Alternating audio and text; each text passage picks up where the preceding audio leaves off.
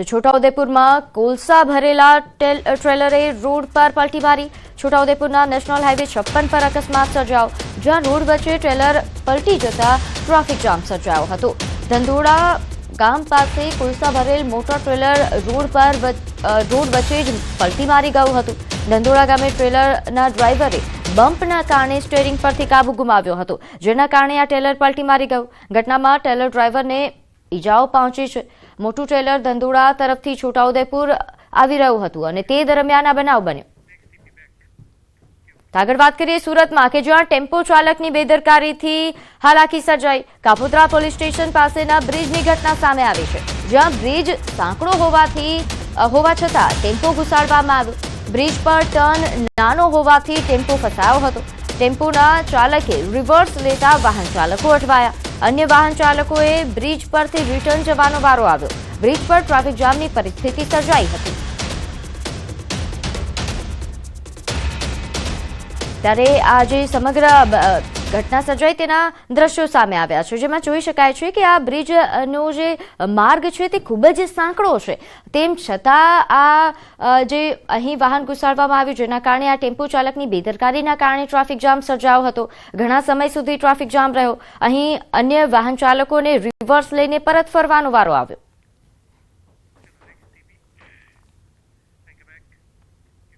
અરવલ્લીમાં state highway પર દીપડાનો અકસ્માત થયો। શામળાજી મોડાસા સ્ટેટ હાઈવે પર આ અકસ્માત સર્જાયો છે। અજાણ્યા વાહનની અડફેટે દીપડો ઇજાગ્રસ્ત થઈ ગયો। ઘટનાની જાણ થતાં જ વન વિભાગની ટીમ રેસ્ક્યુ માટે ઘટના સ્થળે પહોંચી। ઇજાગ્રસ્ત દીપડા દ્વારા હાઈવે પરથી પસાર થતા વાહનોને મારવાનો પ્રયાસ કરતા ભયનો માહોલ સર્જાયો। વન વિભાગની ટીમે ઝાડ પાથરીને સફળ રેસ્ક્યુ કર્યું। તો શામળાજી મોડાસા સ્ટેટ હાઈવે પરની આ ઘટના છે, જેના દ્રશ્યો પણ સામે આવ્યા। ખૂબ જ જહેમત બાદ આ દીપડો પાંજરે પુરાયો હતો। અજાણ્યા વાહનની અડફેટે દીપડો ઇજાગ્રસ્ત થયો હતો, જેના કારણે આ ઇજાગ્રસ્ત દીપડાએ અન્ય વાહન ચાલકો પર હુમલો કરવાનો પ્રયાસ કર્યો। તો આગળ વાત કરીએ વડોદરામાં 5 વર્ષની બાળકીનું રહસ્યમય મોત થયું। કપ સિરપ પીધા બાદ મોત થયાનો આક્ષેપ છે। પરિવારનો આરોપ છે કે માતા પિતા વિનાની બાળકી દાદી સાથે રહેતી હતી। ખાંસીની તકલીફ થતાં કપ સિરપ દીધી અને શહેરના ઇલોરા પાર્ક વિસ્તારની ઘટના હોવાનું હાલ પ્રાથમિક જાણવા મળી રહ્યું છે। બાળકીના રહસ્યમય મોતથી પોલીસ તપાસ તેજ થઈ છે। મૃતદેહને પોસ્ટમોર્ટમ અર્થે ગોત્રી હોસ્પિટલમાં ખસેડવામાં આવ્યો છે। પીએમ રિપોર્ટ આવ્યા બાદ જ મૃત્યુનું સાચું કારણ જાણી શકાશે। પછી દવા લઈને આવ્યો તો રાત્રે અમે એને પીવડાવી અને પીવડાયા પછી એને સવાર તો સારી થઈ ગઈ, રમતી હતી। પછી અમારી વહુ છે ને એના વહુની ભાઈના છોકરી આવી છે, તો દવાખાને ઠાકોરભાઈના ખબર લેવા બી અમારી જોડે આવી હતી છોકરી। એને રમતી હતી, કશું હતું નહીં, રાત્રે સૂઈ બી ગઈ હતી। પછી રાત્રે થોડુંક આમ ગરગડાટ વધારે બોલવાનું કે તમે છોકરાને ઉઠાડ્યો। મેં કહું ભાઈ ઉઠ ને, આ છોકરી મેં કહું આ વધારે ગરગર બોલે છે, મેં કહું આપણે એવું હોય તો દવાખાને લઈ જાય। તો અમે જેવી ઉચકીને દવાખાને લઈ ગયા। પહેલાં શ્રીજીમાં લઈ ગયા, નજીક હતો મારા ઘરના હામ, શ્રીજીમાં લઈ ગયા। શ્રીજીમાં કીધું કે તમે હવે કે કેસ ખલાસ છે એવું કીધું અમને। એ લોકોનું કહેવું એવું છે કે અમે શરદીની દવા પીવડાવી, બધું સારું હતું, એને હસતી રમતી થઈ ગઈ હતી, આડોશી પાડોશીના ઘરે રમવા ગઈ હતી। એ લોકોએ સીસીટીવીના પુરાવા બતાવ્યા બધું। હવે એ બધું બરાબર હોય, એની તબિયત ઓકે હોય, તો એનું મરણ થવાનું કારણ શું છે?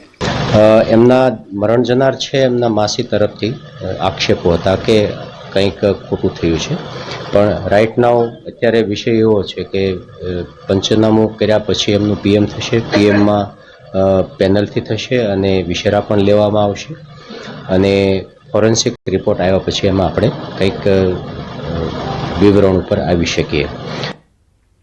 જમવાની બાબતે પતિએ પત્નીની હત્યા કરી। માથામાં કુહાડીના ઘા મારતા પત્નીનું મોત થયું। નવસારીના એથાણ ગામની આ હચમચાવી દેતી ઘટના સામે આવી છે। આરોપી પતિ સુખા હળપતિની ધરપકડ કરી લેવામાં આવી છે। માથામાં કુહાડીના ઘા વાગતા પત્નીનું ઘટના સ્થળે જ મોત થયું હતું। સમગ્ર મુદ્દે જલાલપોર પોલીસે હત્યાનો ગુનો નોંધ્યો છે અને હત્યારા પતિ સુખા હળપતિની ધરપકડ કરી છે અને આગળની કાર્યવાહી તેના વિરુદ્ધ હાથ ધરવામાં આવી છે।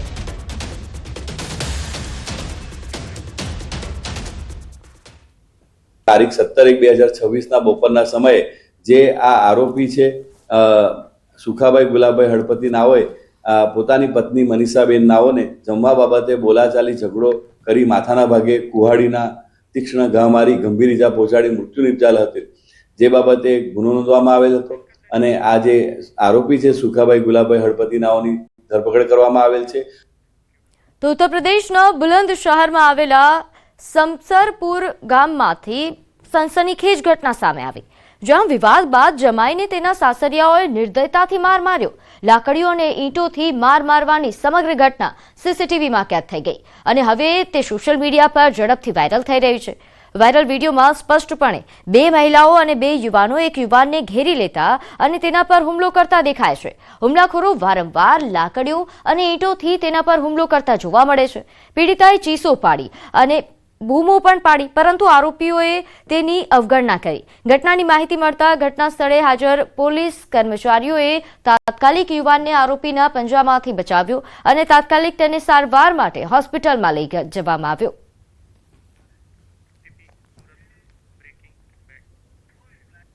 તો સુરતના ઉધના વિસ્તારમાં એક ફેક્ટરીમાં આગનો બનાવ સામે આવી રહ્યો છે। ઉધના 0 નંબર ખાતે પ્લાસ્ટિકની ફેક્ટરીમાં ભીષણ આગ લાગી। આગના બનાવની જાણ થતાં ફાયર વિભાગની ટીમો ઘટના સ્થળે પહોંચી। ફેક્ટરીમાં રહેલા 3 જેટલા કારીગરોને ઈજા થયા હોવાના સમાચાર છે। ફાયર પહોંચે તે પહેલા જ તેમને સારવાર માટે હોસ્પિટલ ખસેડી દેવામાં આવ્યા। ફાયરે આગ પર કાબુ મેળવી લીધા હોવાના હાલ અપડેટ પ્રાપ્ત થઈ રહ્યા છે। તો સુરતથી આ બનાવ સામે આવ્યો, જ્યાં ઉધના વિસ્તારમાં આ ભીષણ આગનો બનાવ બન્યો હતો। એક ફેક્ટરીમાં આ ભીષણ આગ લાગી અને આ આગ લાગતા ફાયર વિભાગને જાણ કરવામાં આવી। તાત્કાલિક ફાયર વિભાગે ઘટના સ્થળે પહોંચી પાણીનો મારો ચલાવી હાલ આગ પર કાબુ મેળવી લીધો છે। આ ઘટનામાં 3 જેટલા કર્મચારીઓને ઈજા પહોંચ્યા હોવાના સમાચાર છે। તેમને જોકે સારવાર અર્થે હોસ્પિટલ ખસેડી દેવાયા છે। તો આ દ્રશ્યો પણ સામે આવ્યા છે। ઉધના વિસ્તારના એક ફેક્ટરીમાં ભીષણ આગના બનાવો છે, જો કે ફાયર વિભાગના કર્મચારીઓએ તાત્કાલિક આગ પર કાબુ મેળવ્યો। તો સાબરકાંઠા જિલ્લામાં અચાનક વાતાવરણમાં પલટો નોંધાયો છે। વહેલી સવારથી ધુમ્મસભર્યું વાતાવરણ, ધુમ્મસ છવાતા ખેડૂતોમાં ચિંતાનો માહોલ છે। ઘઉં, બટાકા, શાકભાજી અને ચણાના પાકને નુકસાનની ભીતિ છે। વહેલી સવારે ધુમ્મસ પણ છવાતા વિઝિબિલિટી ઓછી થઈ ગઈ છે। વાહન ચાલકો તેના કારણે પરેશાન થઈ રહ્યા છે। તો સાબરકાંઠાના આ દ્રશ્યો આપ જોઈ રહ્યા છો, જ્યાં અચાનક વાતાવરણમાં આ પ્રકારે પલટો આવ્યો, જેના કારણે વાહન ચાલકો તો પરેશાન થઈ રહ્યા છે, કારણ કે ગાઢ ધુમ્મસ છે, વિઝિબિલિટી ઘટી છે, પરંતુ ખેડૂતોની ચિંતા વધી છે, કારણ કે ઘઉં, બટાકા, શાકભાજી, ચણાનો પાક હાલ જ્યારે છે ત્યારે એને નુકસાન પણ થઈ શકે છે। તો આગળ વાત કરીએ પોરબંદરની। અહીં વન વિભાગ દ્વારા દીપડાના બચ્ચાનું રેસ્ક્યુ કરવામાં આવ્યું। કુવામાં પડેલા દીપડાના બચ્ચાનું રેસ્ક્યુ થયું। રાતિયા ગામે વાડી વિસ્તારમાંથી રેસ્ક્યુ કરવામાં આવ્યું। દીપડાનું બચ્ચું અકસ્માતે કુવામાં પડી ગયું હતું। પોરબંદર વન વિભાગના અધિકારીઓ અને કર્મચારીઓ દ્વારા સફળતાપૂર્વક રેસ્ક્યુ કરી લેવામાં આવ્યું છે। ત્યારે રેસ્ક્યુના દ્રશ્યો પણ સામે આવ્યા છે।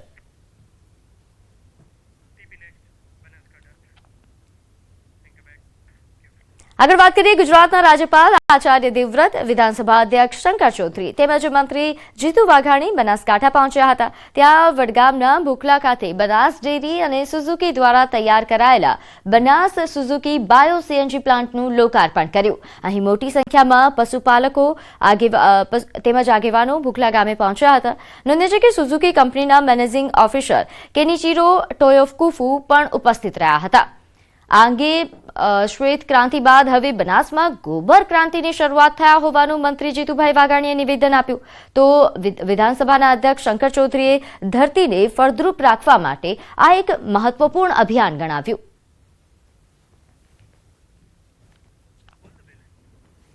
નોંધનીય છે કે હાલ જે આ પ્લાન્ટ બનાસકાંઠામાં શરૂ થયો છે, આ પ્રથમ પ્લાન્ટ છે ભારતમાં કે જ્યાં બાયો સીએનજી પ્લાન્ટ કે જેનું લોકાર્પણ થયું છે। આ પ્લાન્ટના કારણે હવે શ્વેત ક્રાંતિ બાદ ગોબર ક્રાંતિ આવી શકે છે। 100 મેટ્રિક ટનની કેપેસિટી વાળું આજે આ બાયોગેસ પ્લાન્ટનું લોકાર્પણ થયું છે। બાયોગેસ સ્ટેશન પણ શરૂ થયું છે।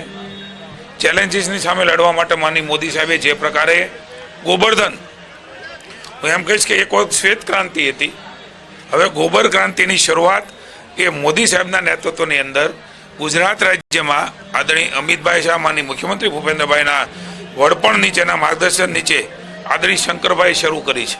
બનાસે સૌ પ્રથમ દામામાં એક સીએનજી માટેનું પ્લાન્ટ નાખ્યું, ગોબર ગેસ પ્લાન્ટ, અને એ પછી હવે 3 નવા પ્લાન્ટ એ અત્યારે કાર્યરત થઈ રહ્યા છે.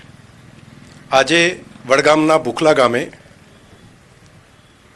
રોજનું 1 લાખ કિલો 100 મેટ્રિક ટન જેટલું ગોબર ખેડૂતો પાસેથી ખરીદીને પ્રતિદિનના 1 લાખની આવક ખેડૂતોને ગોબરની મળે 1 લાખ કિલોમાંથી તેવો એક આ પ્લાન્ટ કર્યો છે.